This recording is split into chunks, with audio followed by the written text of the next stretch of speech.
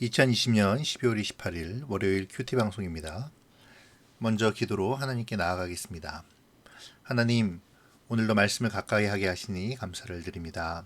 이 시간도 함께하여 주셔서 말씀과 기도에 전념하는 주의 백성이 되게 하여 주시옵소서. 우리가 말씀을 묵상하는 이 시간을 기억하게 해주시고 이 시간을 소중히 여기고 꼭 지켜나갈 수 있게 은혜를 부어 주시옵소서. 오늘 이 시간도 함께하여 주실 줄 믿사오며 예수님의 이름으로 기도합니다. 아멘.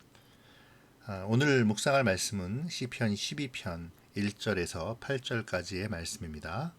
먼저 말씀을 읽도록 하겠습니다. 다윗의 시, 인도자를 따라 여덟째 줄에 맞춘 노래. 여호와여 도우소서, 경건한 자가 끊어지며 충실한 자들이 인생 중에 없어지나이다. 그들이 이웃에게 각기 거짓을 말하며 아첨하는 입술과 두 마음으로 말하는도다. 여호와께서 모든 아첨하는 입술과 자랑하는 혀를 끊으시리니 그들이 말하기를 우리의 혀가 이기리라. 우리의 입술은 우리 것이니 우리를 주관할 자 누구리요 하미로다. 여호와의 말씀에 가련한 자들의 눌림과 궁핍한 자들의 탄식으로 말미암아 내가 이제 일어나 그를 그가 원하는 안전한 지대에 두리라 하시도다. 여호와의 말씀은 순결함이여 흑도가니에 7번 단련한 은 같도다. 여호와여 그들을 지키사 이 세대로부터 영원까지 보존하시리이다.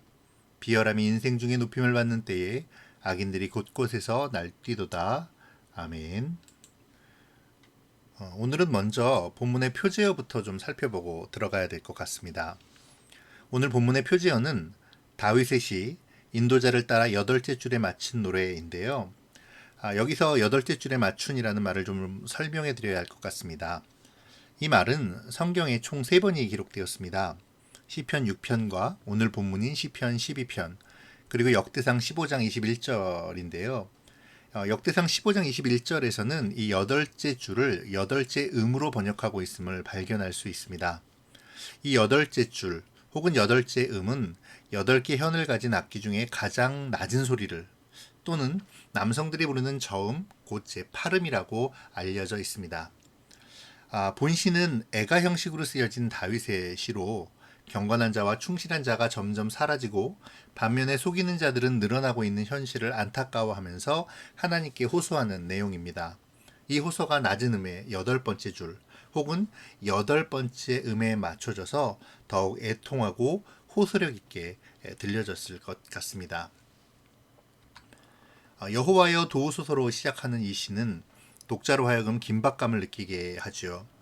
사실 히브리어 원문에는 이 여호와여 도우소서라는 부분이 도치되어서 도우소서 여호와여라고 되어 있습니다. 그러니까 도우소서 여호와여 경건한 자가 끊어지며 충실한 자들이 인생 중에 없어지나이다가 원문의 기록인 것이죠. 이 부분을 도치시키지도 않고 또 강조문의 형식을 따르지도 않고 그냥 평범한 문장의 순서를 따라서 한번 말해볼까요? 경건한 자가 끊어지며 충실한 자들의 인생 중에 없어지오니 여호와여 도우소서. 여러분은 어떻게 들리십니까? 긴박감이 좀 덜하지요? 의미는 같지만 그 긴박감은 전혀 다르게 느껴집니다. 지금 다윗의 상태는 굉장히 절박함이 느껴집니다. 굉장히 절박한 상황이라는 것이죠. 그리고 그 절박함으로 하나님께 탄원하고 있는 것입니다. 살려주십시오 하나님, 도와주십시오 하나님, 이렇게 말이죠.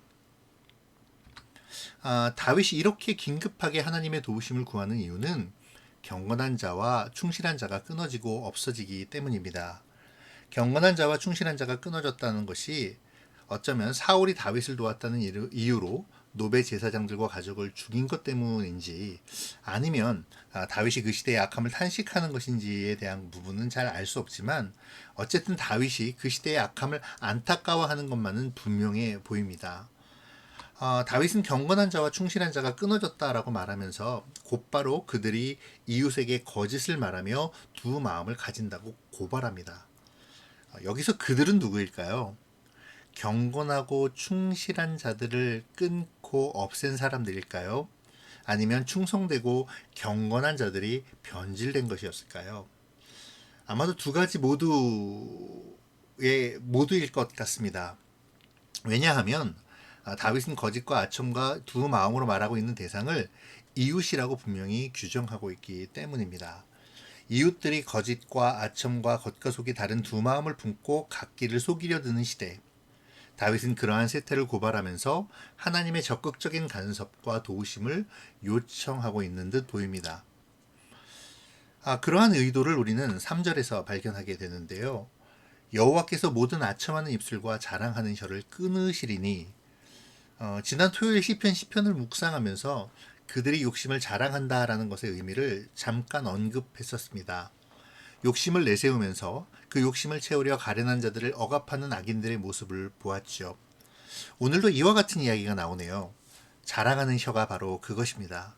자랑하는 혀로 번역된 히브리어의 메다베르트 게돌로트라는 말은 큰 말이라는 뜻인데요. 의역하면 위협하는 말이라는 의미를 가지고 있습니다. 그러니까 아첨하는 입술과 자랑하는 혀란 악인들이 자신의 이익을 위해 혹은 자신들을 위해서 다른 사람들에게 달콤한 말로 현혹하고 때로는 험한 말로 위협하는 것이다 라고 이해할 수 있습니다. 악한 자들이 그렇게 하는 이유가 있습니다. 4절에 보면요. 그들은 자신들의 혀가 이길 것이라고 생각합니다. 또 그들은 그들의 거짓된 말이나 협박의 말을 통해 자신들의 목적을 이룰 것이라고 생각하는 것이죠. 그렇기에 우리의 입술이 우리의 것이니 우리를 주관할 자가 누구냐고 교만을 내뱉습니다. 이제 그들 중심에는 더 이상 하나님의 계명이, 그 말씀이, 아니 하나님 존재 자체가 없는 것이죠. 하나님을 잊어버린 그들은 더 이상 피조물도 선민도 아닌 자신들이 하나님의 자리에 있는 하나님과 같은 존재라는 착각 속에 빠져 있습니다. 마치 바벨탑을 높이 쌓아서 하나님과 같이 되기를 바랬던 악한 사람들처럼 말이죠. 사단의 가장 큰 미혹이자 가장 확실한 유혹이 바로 하와에게 했던 하나님처럼 되리라임을 우리는 기억해야 할 것 같습니다. 여기에 대한 하나님의 반응은 어떠하실까요? 하나님은 그들의 교만과 오만을 용납하실까요? 하나님께서는 교만한 자들과 악한 자들의 혀를 잘라 버리실 것입니다. 다윗은 굉장한 문학적인 감각을 가졌던 것 같습니다. 1절에서의 다윗의 전제와 4절에서의 다윗의 전제를 비교해 보십시오. 도와달라고, 살려달라고 긴박하게 시를 시작한 다윗이 4절에서는 교만하고 악한 자들이 심판받을 것을 전제로 그들의 악을 고발하고 있습니다. 여러분 상상해 보시죠. 긴박하게 도와달라고, 악인들의 득세에 위협을 당한다고 살려달라고 요청했던 다윗이 이제 궁극적으로 하나님께서 그들을 심판하실 것이라는 것을 바탕에 깔고, 이래도 하나님 저들을 심판하지 않겠습니까? 라며 탄원하면서 부르는 이 낮은 음율의 비장한 노래. 이 노래를 듣던 당시에 하나님의 백성들은 어떤 마음이 들었을까요? 의롭게 살기 위해 손해를 감수하던 가련한 사람들, 그들과 또 오히려 자기의 욕심을 충족하기 위해서 거짓의 아첨과 협박을 말하던 백성들, 그들은 이 노래를 들으면서 무엇을 생각했을까요? 다윗은 어떤 마음으로 이 시를 지었을까요? 오늘 본문의 시를 읽으면서 이 시 속에 숨겨진 다윗의 진짜 메시지를 생각해 보시면 좋겠습니다. 다윗의 긴박한 요청과 탄식에 이제 하나님이 응답하십니다. 내가 이제 일어나 안전한 지대에 두리라. 다윗의 급박했던 탄원에 하나님은 이제 일어나라고 자신의 상태의 변화를 언급하십니다. 더는 보고만 앉아 있을 수 없겠다라는 강한 의지의 표현이죠. 가련하고 궁핍한 자를 악인의 횡포로부터 구원해서 안전한 지대에 있게 하시겠다 하고 약속해 주십니다. 하나님의 신실하심을 알고 있는 다윗은 하나님의 이 약속의 말씀이 곧 순결하여서 7번 단련한 순수한 은 같다고 표현합니다. 여기서 7이라는 숫자는 완전수로 하나님의 거룩함과 완전성을 상징하는 숫자이죠. 그러니까 다윗은 하나님의 약속이 악인들의 거짓과 아첨, 두 마음과 달리 완전히 거룩하시고 불순함이 전혀 섞이지 않은 전적으로 신뢰할 수 있는 완전한 약속이라는 것입니다. 이 약속을 신뢰하는 다윗은 곧 하나님께서 그 언약을 지키시어 가련한 자들, 눌림과 궁핍한 자들, 하나님의 의로운 자들, 하나님의 백성을 지키시고 영원토록 보호해 주실 것이라고 선언하고 있는 것입니다. 보통의 시편은 하나님의 구원, 은혜, 보호 등을 노래하면서 아름답게 끝맺음을 합니다. 그러니까 7절에서 아름답게 끝나야 되는 것이죠. 그런데 오늘의 시는 별로 듣고 싶지 않은 부정적인 한마디를 덧붙이며 끝맺습니다. 8절이죠. 비열함이 인생 중에 높임을 받는 때에 악인들이 곳곳에서 날뛰는도다. 다윗이 왜 8절에 이 이야기를 덧붙였는지는 알 수 없습니다. 학자들은 이 부분에 대해서 이 8절의 내용이 덧붙여진 것이 아니라 7절에 종속되는 것이라고 말합니다. 그러니까 악인들이 당시 사회 구석구석에까지 영향력을 미치고 있는 그 시대에 하나님은 신실하셔서 그 악한 세대로부터 영원까지 자신의 백성들을 지키실 것이라는 것이죠. 자, 오늘 말씀을 생각하면서 우리 한번 또 묵상해 보도록 하겠습니다. 다윗은 하나님 앞에 도우심을 구하며 세상의 악함을 고발합니다. 다윗은 경건한 자와 충실한 자들이 인생 중에 없어짐을 탄식하며 하나님께 도움을 요청하죠. 그들이 끊어지고 없어지는 이유는 세상이 악하기 때문입니다. 이웃들은 서로 거짓을 말하고 두 마음을 품어 겉과 속이 달리 사람을 기망하고 있죠. 그들은 거짓말로 사람들을 현혹하고 협박으로 자신들의 욕심을 채우려 합니다. 교만과 오만으로 하나님마저 무시하며 자신들의 주인이 자신들이라고 선언하죠. 그러나 하나님은 그들의 혀를 끊으시면서 심판하시겠다고 또한 선언하십니다. 이 말씀들을 생각하면서 이러한 어떤 행태들과 하나님의 심판을 생각하면서 우리가 경건한 자와 충실한 자들의 삶을 묵상해 보면 좋겠습니다. 자신의 욕심을 채우기 위해서 거짓을 말하고 이웃을 속이며 협박하는 자들의 행태와 하나님의 심판을 묵상해 보는 것도 필요할 것 같습니다. 하나님께서는 침묵만 하시지 않으십니다. 언젠가 하나님의 때가 되면 경건하지 않고 거짓되며 자신의 욕심만을 채우고자 하나님을 멸시하는 자들을 심판하실 것이라는 것이죠. 나는 하나님 앞에 경건의 모습과 순종의 충실함이 있습니까? 어려움 가운데서도 신실하신 하나님 앞으로 신뢰하고 나아가고 있습니까? 하나님의 심판이 멀리 느껴져서 세상의 가치관으로 거짓과 속임수 속에 살아가고 있지는 않은지 한번 되돌아볼 필요가 있을 것 같습니다. 두 번째로 오늘 본문의 내용은 하나님은 다윗의 탄원에 이제 일어나서 안전하게 보호해 주시겠다고 약속하시죠. 하나님의 이 약속은 다윗의 하나님의 말씀이 얼마나 신실한지에 대한 선언으로 더욱 확고해집니다. 하나님의 말씀은 완전히 거룩하며 완전히 순결하여서 거짓되지 않고 반드시 이루어질 것입니다. 결국 하나님 앞에 신실한 자들은 하나님의 이 영원히 지키시는 은혜 안에 거하게 될 것이죠. 이 부분을 생각하면서 신실하신 하나님과 반드시 이루시는 하나님의 약속에 대해서 묵상해 보면 좋겠습니다. 신실하신 하나님이 나에게 어떻게 역사하고 계시는지, 또 하나님께서 나에게 주신 언약은 무엇인지, 그 약속을 지키기 위해서 나는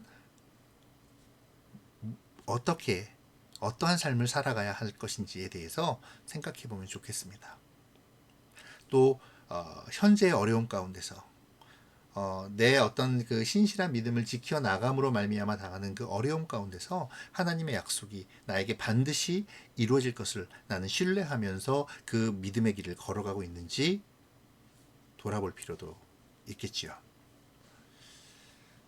특별히 우리 교회 공동체를 위해서 허락하신 하나님의 약속은 무엇인지를 생각하면서 그 약속이 이루어지도록 또 내가 해야 할 일이 무엇인지를 기도하며 묵상해 보는 것도 필요해 보입니다. 오늘 본문 속에서 하나님은 악이 판치는 세상, 그 암울한 시대의 한가운데에 서 있다고 느껴지는 하나님의 백성들, 곧 의를 행하지만 그로 말미암아 억눌려야 하는 절망 가운데 낮은 음율로 탄식하며 탄원하는 그 가련하고도 의로운 자들에게 자신을 신뢰하는 자들을 결코 버려두시지 않으시겠다는 신실하신 약속을 드러내십니다. 그 약속을 바라보는 시각이 중요하죠. 오늘 본문에서의 하나님의 약속은 악이 판치는 세상을 바벨탑의 사건처럼 무너뜨리시겠다라는 것이 아닙니다. 노아 때의 홍수처럼 세상을 수장시키시겠다라고 하시는 것도 아니죠. 악한 자들이 바벨탑이 무너지는 것처럼 무너져 내리면, 또 악한 자들이 홍수에 함몰되는 것처럼 멸망하는 것을 목도한다면 우리는 얼마나 통쾌하겠습니까? 그러나 하나님은 우리의 통쾌함을 위해서 일하시지 않으시는 분이시라는 겁니다. 신실하신 하나님은 하나님의 그 신실하신 대로 일하시죠. 하나님의 심판은 하나님의 때에, 하나님이 정하신 그 때에 반드시 일어날 것입니다. 분명한 것은 하나님께서 그들의 혀를 자르실 날이 올 것이라는 것이죠. 그리고 그것보다 더 분명한 것은 하나님께서 분명히 악한 세상 속에서 하나님을 사랑함으로 말씀을 쫓으며 핍박받고 궁핍해진 그 경건한 사람, 그 충실한 사람을 구원해 주신다는 약속입니다. 혹시 말씀대로 살기 위해 우리가 어려움을 당하고 있지는 않습니까? 세상과 다른 길을 걸을 때에 받을 손가락질이 혹시 두렵지는 않습니까? 우리는 시인의 이 첫 마디, 오늘 시인의 첫 시를 시작하는 첫 마디를 기억할 필요가 있습니다. 여호와여 도우소서. 오늘도 험한 세상 속에서 믿음을 잃지 않도록 하나님의 약속을 끝까지 신뢰하기를 위해서 우리도 이렇게 기도했으면 좋겠습니다. 하나님, 나의 믿음이 굳게 설 수 있도록 도와주십시오. 나의 하나님의 신실하심을 신뢰하도록 도와주십시오. 여호와 하나님, 도우소서. 기도하겠습니다. 하나님, 오늘도 묵상의 시간을 주심을 감사드립니다. 시편 12편의 말씀을 통해 어려움 가운데서도 신실하신 하나님을 의지하는 자를 도우시며 구원하시는 하나님을 발견합니다. 하나님, 오늘 본문의 악한 자들처럼 자기 욕심을 따라 살아가며 세상에서의 성공을 위해서 거짓이 만연한, 그러므로 점점 힘들고 어려운 세상이 되어가는 이 시기를 살고 있는 우리에게도 하나님의 도우심이 있기를 소망합니다. 신실하신 하나님을 신뢰하는 믿음으로 하나님의 도우심을 구하고 잠잠히 하나님의 역사를 소망하는 오늘이 되게 하여 주시옵소서. 감사를 드리며 예수님의 이름으로 기도합니다. 아멘.